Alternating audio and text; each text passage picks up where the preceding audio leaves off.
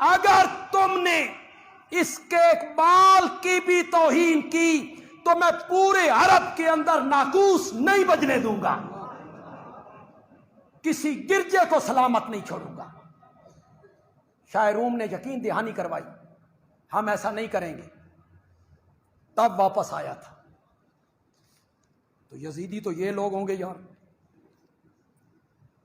کسی کتاب میں پڑھا تھا کہ غروب آفتاب کے بعد جو سرخی ہوتی ہے یہ حضرت حسین کی شہادت کے بعد شروع ہوئی ہے۔ یہ ایسے ہی ہے کہ معراج والی رات نبی پاک نے سیب کھایا، پھر اس کے نتیجے میں حضرت سیدہ فاطمہ اس پھل، جنت والے پھل کے نتیجے میں پیدا ہوئیں، جبکہ حضرت خدیجہ معراج کے واقعہ سے 1 سال پہلے فوت ہو چکی تھی، لیکن لوگوں کو اس سے سروکار نہیں ہوتا۔ یہ سب جھوٹ ہیں اور یہ سب کہانیاں ہیں جو گھڑی گئی ہیں جی۔ حضرت معاویہ نے یزید کو ولی عہد بنایا، ان کا یہ اقدام درست تھا؟ کیا یزید اس قابل تھا؟ دیکھیں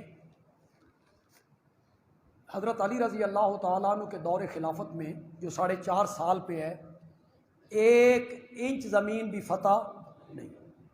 آپس بھی خانہ جنگیاں کس نے کروائیں؟ یہود نے۔ اسلام کا لبادہ اوڑا، داخل ہوئے، آپس میں لڑوا دیا، بند ہو گئی فتوحات۔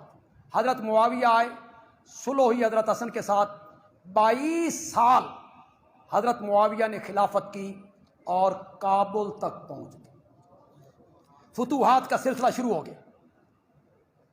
اب حضرت معاویہ نے سوچا، صحابہ نے مشورہ دیا کہ آپ کی وفات کے بعد اگر آپ نے یہ مسئلہ حل نہ کیا تو منافق جو ہیں، یہودی جو ہیں، وہ دوبارہ سر اٹھائیں، خلافت کے مسئلے پر وہ مسلمانوں کو لڑا دیں گے، آپ اپنی زندگی میں حل نکالیں۔ سنو، آج سے پہلے آپ نے یہ بات نہیں سنی تو خدا کے لیے سنو اور پلے باندھو۔ حضرت معاویہ کو یزید کو ولی عہد بنانے کا مشورہ سب سے پہلے جس صحابی نے دیا تھا اس کا نام ہے حضرت مغیرہ بن شعبہ۔ کیا نام ہے؟ مغیرہ بن شعبہ رضی اللہ تعالی۔ یہ ان 1400 صحابہ میں شامل ہیں جن کو میرے رب نے قرآن میں کہا ہے کہ جنہوں نے درخت کے نیچے بیٹھ کر آپ کے ہاتھ پر بیعت کی، مجھے اپنی ذات کی قسم ہے اللہ ان سے راضی ہو گئے۔ یہ ان میں شامل ہے مغیرہ بن شعبہ۔ ہمارے ملک کے ایک نامور عالم دین نے ایک بات لکھی، بڑی افسوسناک، بڑا دکھ ہوتا ہے۔ کہتے ہیں یزید کو ولی عہد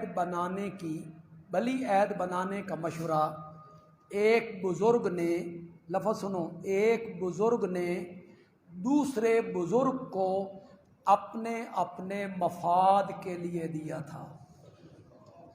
مشورہ دینے والے کا بھی مفاد تھا کہ میں گورنر رہا، اور جس کو مشورہ دیا اس کا بھی مفاد تھا کہ بیٹا ولی عہد بن جائے۔ یہ اس بزرگ نے لکھا۔ ہم صحابہ کے متعلق یہ بات سوچو نہیں سکتے، صحابہ اور ذاتی مفاد نہیں۔ حضرت مغیرہ بن شعبہ کا یہ مشورہ تھا کہ آپ کی وفات کے بعد پھر فتنے سر نہ اٹھائیں، ابھی سے آپ اس کا تدارک کر کے جائیں۔ حضرت معاویہ نہیں مانے۔ حضرت معاویہ نے بڑھاپے کی حالت میں سفر کیا، مکہ، مدینہ، صحابہ تک پہنچے، مشورہ لیا، رائے لی، 5 آدمیوں کے سوا سب نے یزید کی ولی عہدی کو قبول کیا، صرف 5 آدمی جنہوں نے نہیں مانا۔ ایک بات آج میں کہنے لگا ہوں، جو آپ میں سے پڑھے لکھے لوگ ہیں، تاریخ دان ہیں، یہ واقعہ پڑھتے رہتے ہیں، وہ زیادہ محظوظ ہوں گے۔ ان 5 آدمیوں نے جو مخالفت کی، یزید کی شخصیت کی وجہ سے نہیں کی کہ یہ زانی ہے، نہ شرابی ہے، اہل نہیں، نہ، اس وجہ سے کی کہ یہ طریقہ ٹھیک نہیں، باپ کے بعد بیٹا، باپ کے بعد بیٹا یہ موروثی طریقہ ٹھیک ہو، اس وجہ سے مخالف۔ یزید کی شخصیت پہ کوئی اعتراض نہیں تھا، اعتراض اس طریقہ کار پہ تھا۔ میں آج اس پر اعتراض کروں تو مجھے حق پہنچتا ہے، میں کروں اہل سنت کہ یہ طریقہ ٹھیک نہیں، تمہیں کس نے حق دی ہے؟ تمہیں یہ بات اچھی نہیں لگتی؟ تمہارے ہاں تو امامت ہے ہی موروثی۔ میں نے کہا تھا نا کہ اہل سنت سمجھتے نہیں اشاروں کو۔ تمہارے ہاں تو امامت ہے ہی موروثی۔ حضرت علی، ان کا بیٹا، ان کا بیٹا، ان کا بیٹا، ان کا بیٹا، ان کا بیٹا، ان کا بیٹا، 11واں بیٹا، 11ویں دی اولاد کوئی نہیں تے 12واں غار ہے۔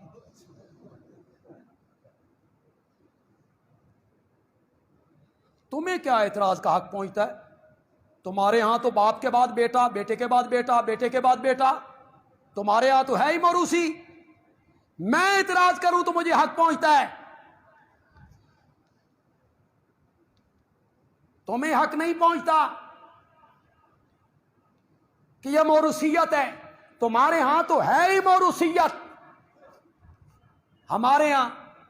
اور ایک اور بات، میں نے کہا نا کہ میرے اشارے، یار میں بعض اوقات بڑا اشارہ کرتا ہوں، آپ سمجھتے نہیں۔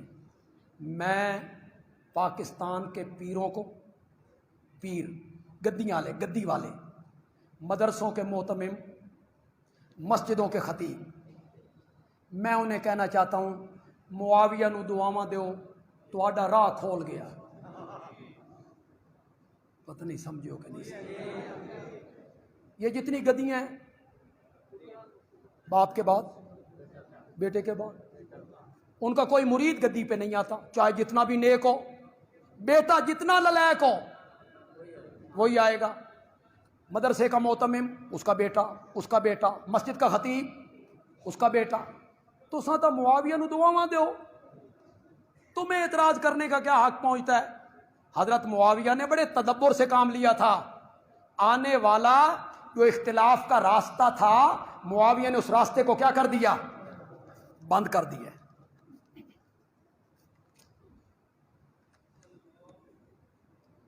حضرت علی، حضرت عائشہ، حضرت علی اور معاویہ کے درمیان جو کچھ ہوا، ان میں حق پر کون تھا؟ آپ کو جج کس نے بنایا؟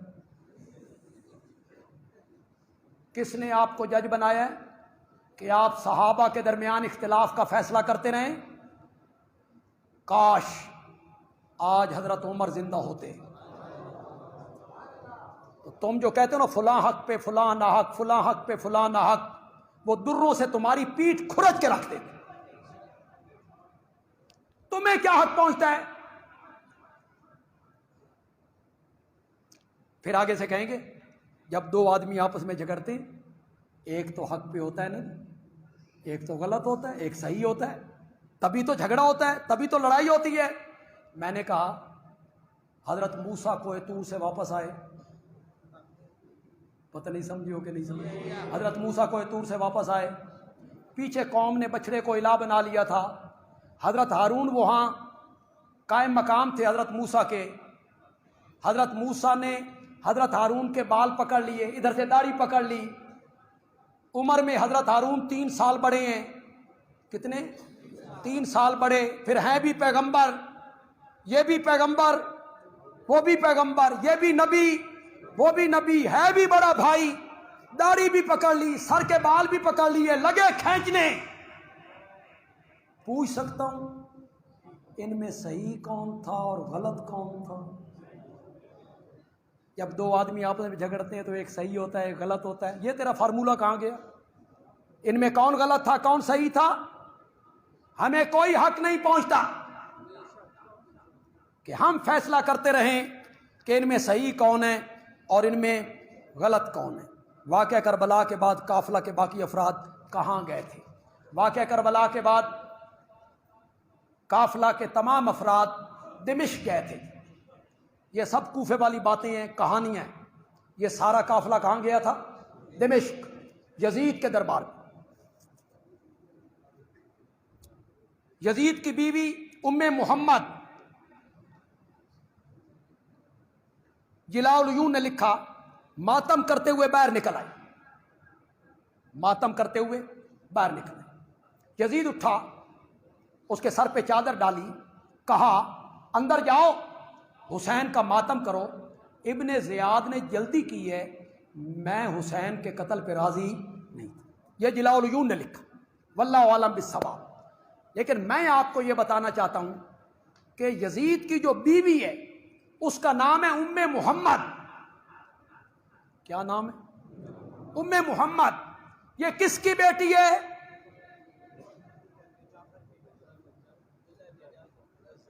یہ ام محمد کس کی بیٹی ہے؟ عبداللہ ابن جعفر کی۔ عبداللہ ابن جعفر کون ہے؟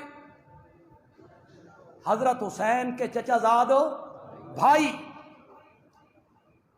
جی آپ کو لگیں گی تو یہ باتیں بڑی عجیب سی، اتھے رشتہ داریاں نے، تم اپنی بیٹیاں زانیوں شرابیوں کو دیتے ہو؟ کتنی تحقیق کرتے ہو؟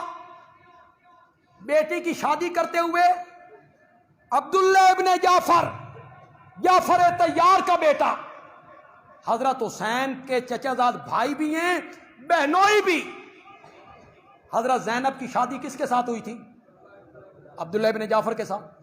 لیکن ام محمد ان کے بطن سے نہیں ہے، یہ ذہن میں رکھیں۔ ام محمد ان کی دوسری بیوی کے بطن سے، وہ زینب کے بطن سے نہیں ہے۔ یہ قافلہ وہاں گیا۔ آپ میں سے جو لوگ تاریخ پڑھتے ہیں، تحقیق کرتے رہتے ہیں، ارباب تحقیق ہیں، ایک ہوتے لکیر کے فقیر، کہ تساں کون ہو؟ کہ یا رسول اللہ لے اللہ اللہ، ان کا آگے پیچھے کوئی نہیں، بس تسی کون ہو؟ اساں یا رسول اللہ لے۔ عقیدہ کیا ہے، نظریہ کیا ہے، بیچاروں کو کوئی پتہ نہیں ہوتا۔ لکیر کے فقیر ہوتے ہیں۔ وَمِنْهُمْ أُمِّيُّونَ، جو عام میں صاحب تحقیق ہے۔ بندیالوی کی ایک بات کا جواب دیں، اس پر ارباب تحقیق غور کریں، خدا کے لیے غور کریں اور مجھے بتائیں کہ حضرت حسین رضی اللہ تعالیٰ عنہ کی ہمشیرہ، بڑی ہمشیرہ سیدہ زینب، اس کا مزار دمشق میں کیوں ہے؟ مطمئن کرو ہمیں۔ حضرت زینب کہاں دفن ہے؟ بولو یار، اور زور سے بولا، کہاں دفن ہے؟ اور دمشق میں بھی بنو امیہ کے قبرستان میں۔ جی کس قبرستان میں دفن ہے؟ ہمیں بتاؤ، اس کی وجہ بتاؤ۔ آپ نے پریشان نہیں ہونا، کچھ لوگ جا رہے ہیں، کچھ لوگوں نے واپس جانا ہے، ان کی گاڑیاں ہیں۔ یہ بڑے لوگ لاہور سے، سوابی سے، پشاور سے، اٹک سے، گجرانوالہ سے، منڈی بہودین سے، میاں والی سے یہ حضرات آئے ہیں۔ کسی کی جتوئی سے، کروڑ پکا سے، شجاع آباد سے، کسی کی گاڑی 12 بجے واپس جانی ہے، پھر کل 10 محرم ہے، گاڑیاں ملنی نہیں۔ تو ہمیں افسوس ہو رہا ہے کہ یہ بغیر کھائے پیے جا رہے ہیں، تو ہم ان سے معذرت خواہ بھی ہیں۔ تو ہم نے انتظام کیا ہے آپ سب لوگوں کے لیے۔ پچھلے سال ہمارا انتظام تھوڑا سا کم پڑ گیا تھا، اس دفعہ ہم نے وافر انتظام کی۔ آپ نے گھبرانا نہیں۔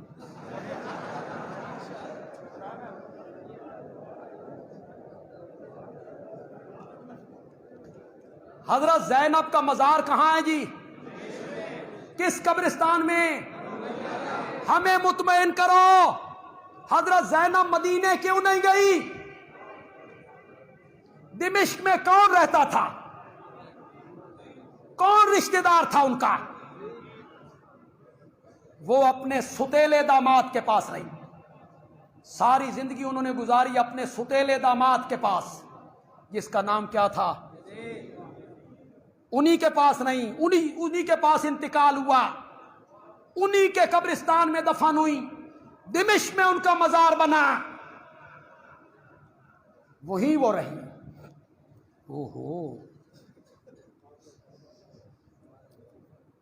اب میں ذرا مختصر کروں گا جی۔ بعض لوگ کہتے ہیں یزید خلافت کے وقت گمراہ نہیں تھا، بعد میں ہوا، اس کی وضاحت کریں۔ اگر آپ تھوڑا سا دماغ کو تازہ رکھیں، تھک تو گئے ہوں گے، آپ کے 3 گھنٹے ہونے والے ہیں، میں نہیں تھکیا تو تسی تو تھک گئے ہونے.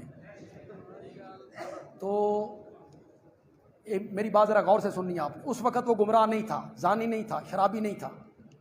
22 رجب کو حضرت معاویہ کا انتقال ہوا. کب؟ 28 رجب کو مکے خبر پہنچی کہ معاویہ کا انتقال ہو گیا ہے، یزید ان کی جگہ آ گیا ہے. حضرت حسین نے بیعت کر لی کہ انکار کر دیا؟ انکار کر دیا. کیا کر دیا؟ انکار کر دیا. اگر وہ پہلے صحیح تھا تو پھر انکار کیوں؟ حضرت معاویہ کی وفات کی اطلاع سے پہلے خبر آ گئی تھی کہ وہ زنا کرنا شروع ہو گیا. یہ تو بڑی مزے کا خیز بات ہو گئی بھائی خبر پہلے پہنچ گئی تھی. حضرت حسین نے تو انکار کر دیا کہ میں بیعت چھپ کے نہیں کروں گا، میں تو کھلے میدان میں کروں گا، مجھے وقت چاہیے. گورنر نے وقت دے دیا، وہ وہاں سے رخصت ہو گئے، مکے آ گئے. تو یہ ساری کہانیاں ہیں جی. معاویہ کے دور میں حضرت امیر معاویہ کے حکم سے حضرت علی کو گالیاں دی جاتی تھی. دیکھیں اہل سنت میرے مخاطب ہے جی، یہ پرچی لکھنے والا بھی اہل سنت ہی ہو.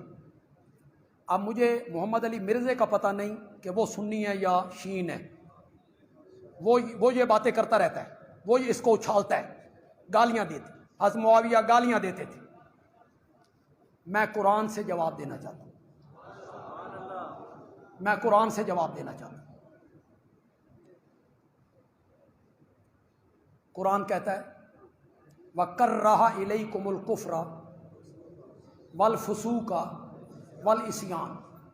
ہم نے محمد کے یاروں سے کفر کو بھی ہٹا دیا، فسق و فجور کو بھی ہٹا دیا، نافرمانیوں کو بھی ہٹا دیا. ایک ہو گیا.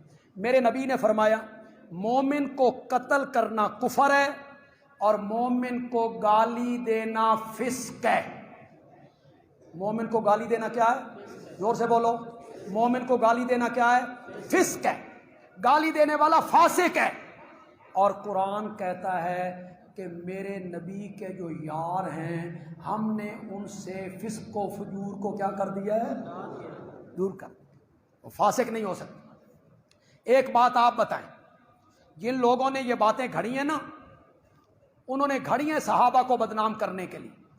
ایک بات آپ بتائیں، ہم نبی پاک کے زمانے سے کتنے دور نکل آئے جی؟ 15ویں صدی. اور وہ کب تھے؟ قریب. صحابہ زندہ تھے کہ نہیں زندہ تھے؟ ہزاروں کی تعداد میں صحابہ زندہ تھے. میں بندیالوی گئے گزرے دور میں جب آپ کا ایمان مل کر بھی کسی صحابی کے ایمان کے 1,00,000ویں درجے کو بھی مقابلہ نہیں کر سکتا. میں بندیالوی جمعے کے دن مجھے اتار کے نیچے پھینکو. تو کون ہوتا ہے حضرت علی کے متعلق یہ جملہ کہنے والا؟ اس کا مطلب یہ ہوا اس زمانے کے جو صحابہ تھے ان کا ایمان آپ کے ایمان کے برابر بھی نہیں تھا.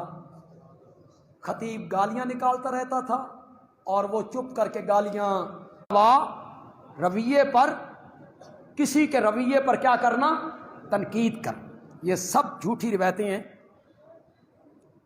1 محرم کو عمر فاروق کی شہادت نہیں ہوئی، 1 محرم ہی کو ہوئی ہے. اور اگر 27 ذی الحج کو ہوئی ہے تو اس کے 4 دن بعد ان کی شہادت ہوئی ہے. حملہ 4 دن پہلے ہوا ہے، شہادت 1 محرم کو ہی ہوئی ہے. حضرت حسین کے قاتلوں سے بدلہ کیوں نہیں لیا؟ اس کا جواب میں دے چکا ہوں جی. حضرت امیر معاویہ کی فضیلت میں کوئی مستند حدیث بیان نہیں ہوئی. حضرت معاویہ، اگر آپ سنی ہیں، اگر آپ اہل سنت ہیں، میری اہل سنت سے ہی بات ہے، حضرت معاویہ کے بارے میں کوئی حدیث بھی فضیلت کی نہ ہو مان لیا نہیں. حضرت معاویہ کی عظمت کے لیے یہی ایک بات کافی ہے کہ وہ میرے محمد کا صحابی رضی اللہ تعالی. یا آپ صحابیت کا انکار کر، چلو آپ کہیں صحابی نہیں، پھر آپ سے بات کریں. میں نے ایک جگہ پہ یہ جو محمد علی مرزا بار بار معاویہ پہ تنقید کرتا ہے، تو میں نے اسے کہا تھا گڈ مڈ نہ کرو بحث کو، خلط ملط نہ کرو، معاویہ نے یوں کیا یوں کیا یوں کیا، نہیں، پہلے فیصلہ کرو کہ معاویہ صحابی ہے یا نہیں، آگے بات پھر کریں۔ اگر صحابی ہے بحث کا طریقہ اور ہوگا، اگر صحابی نہیں تو بحث کا طریقہ، اگر صحابی ہے تو پھر فضیلت میں کوئی حدیث بھی نہ ہو۔ میرے آقا نے کہا من رانی او را من رانی فقد حرم اللہ علیہ النار، جس نے ایمان کی حالت میں مجھے دیکھا رب نے اس پر جہنم کی آگ کو حرام قرار دے دیا۔ اگر صحابی ہے۔ حضرت عثمان کا قصاص کیوں نہ لیا گیا؟ کچھ مجبوریاں ہوتی، کچھ وجوہات ہوتی، دونوں صحابی ہیں۔ حضرت معاویہ کا موقف یہ تھا پہلے قصاص پھر بیعت، حضرت علی کا موقف یہ تھا پہلے بیعت پھر قصاص۔ وہ بھی مجتہد ہیں، وہ بھی مجتہد، ہم کسی کو غلط نہیں کہہ سکتے۔ حضرت عثمان کو ابن سبا جو ایک یہودی تھا، اسلام کا لبادہ اوڑا، منافقین کی ایک جماعت تیار کی، ان لوگوں نے شہید کیا جی۔ حضرت زین العابدین کس طرح بچ گئے؟ چونکہ کوئی مستقل لڑائی نہیں ہوئی، ایک ایک بندہ آئے قتل ہو تو زین العابدین نہ بچتے، یکبارگی حملہ ہوا، جو سامنے آیا تلوار سے کاٹتے چلے گئے، اور اس طرح زین العابدین بچ گئے جی۔ جب حضرت حسین شہید ہوئے تھے اس وقت ان کی عمر کتنی تھی؟ 59 سال جی۔ ایک روایت میں 57 سال اور ایک روایت میں 59 سال، ایک کم 60 سال حضرت حسین رضی اللہ تعالیٰ عنہ کی عمر تھی۔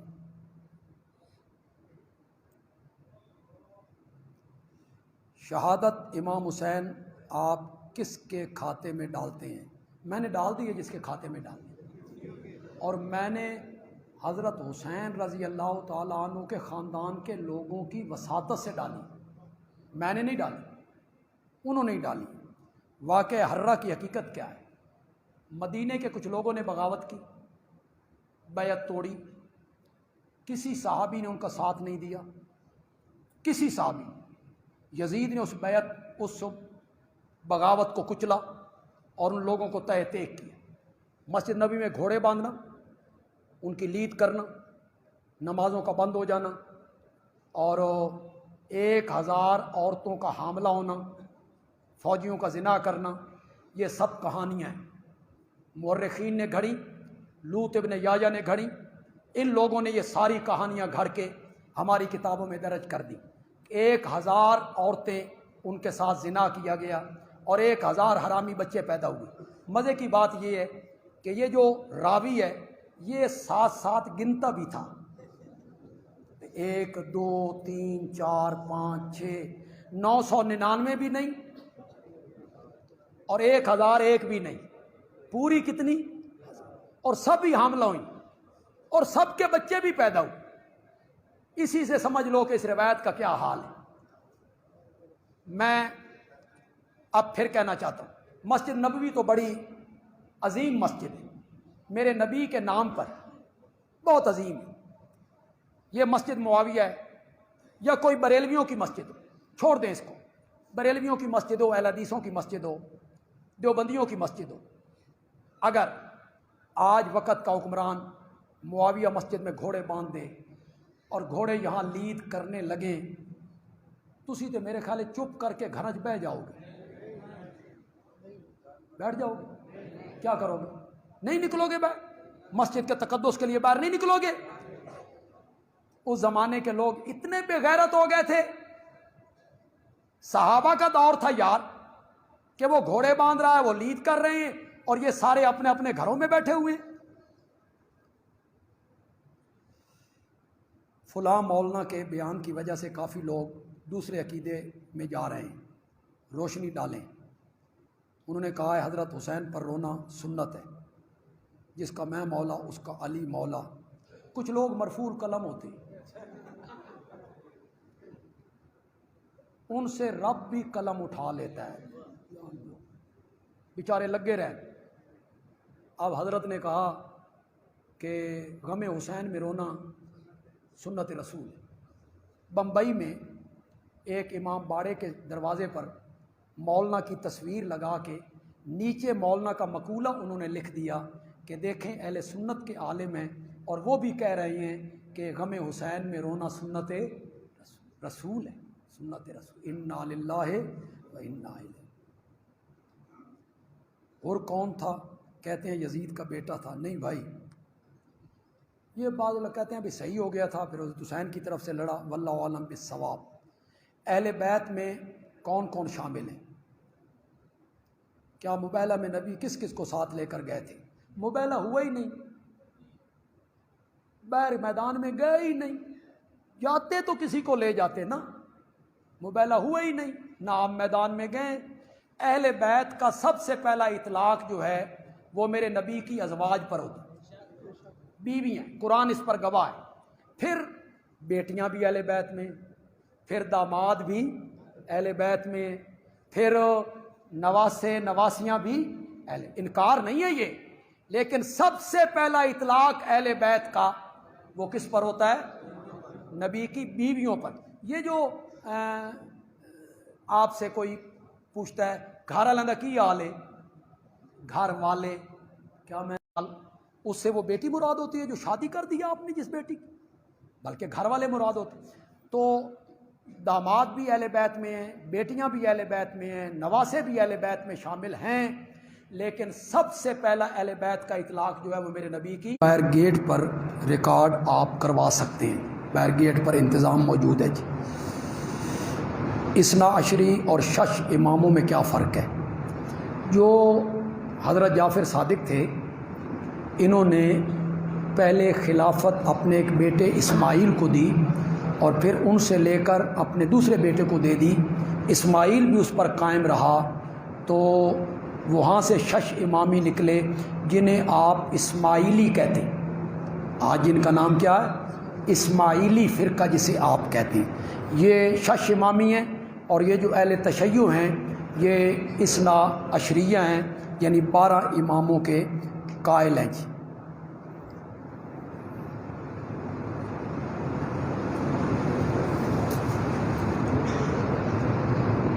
یزید کی وفات کس مقام پہ ہوئی؟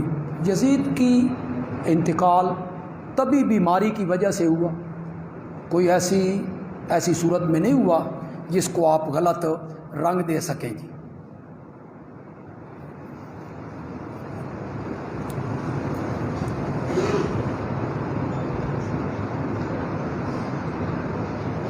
یار کچھ صاف لکھا کریں، کچھ میں پڑھے ہوئے تھوڑا۔ اکثر لوگ حضرت حسن حسین کے نام کے ساتھ امام کا لفظ بولتے ہیں، جبکہ صدیق، اکبر، عمر فاروق یا دوسرے کسی بھی صحابی کے لیے کیوں استعمال نہیں کرتے؟ یہ ایک تو پروپیگنڈا ہے، اور امامت کا ایک خاص تصور ہے، وہ میں ایک بڑا وسیع مضمون ہے، ایک خاص تصور، اس کے رنگ کے تحت امام کا لفظ بولتے ہیں۔ امام ابو بکر نہیں کہتے، امام عمر نہیں کہتے۔ یہ جو ہم امام راضی، امام ابن تیمیہ، امام ابو حنیفہ کہتے ہیں، یہ فن کا امام کہتے ہیں، تفسیر کا فن کا امام، فقہ کے فن کا امام، تفسیر کے فن کا امام۔ حضرت حسن حسین اس معنی میں تو امام نہیں ہیں، البتہ ہمارے حضرت نیلوی رحمۃ اللہ علیہ نے جو کتاب لکھی تھی اس کو انہوں نے ٹائٹل پہ لکھا تھا امامنا فی الدین، امامنا فی الدین، دین کے معاملے میں ہمارے امام ہیں۔ تو یہ لفظ جس طرح حضرت ابوبکر کے ساتھ، حضرت عمر کے ساتھ نہیں بولتے، ادھر بھی نہیں بولنا چاہیے جی۔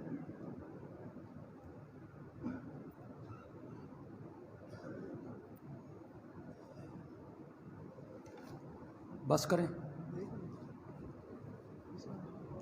بہت دیر ہو گئی ہے۔ الحمدللہ رب العالمین والصلاة والسلام علی سید الانبیاء والمرسلین وعلی آلہ واصحابہ اجمعین۔ ربنا آتنا فی الدنیا حسنہ وفی الآخرۃ حسنہ وقنا عذاب النار۔ اللہم یا ارحم الراحمین ارحم علینا یا حی یا قیوم برحمتک نستغیث۔ ہم نے جو کچھ کہا اللہ کی رضا کے لیے کہا، اللہ کی خوشنودی کے لیے، اللہ سے قبول فرمائے۔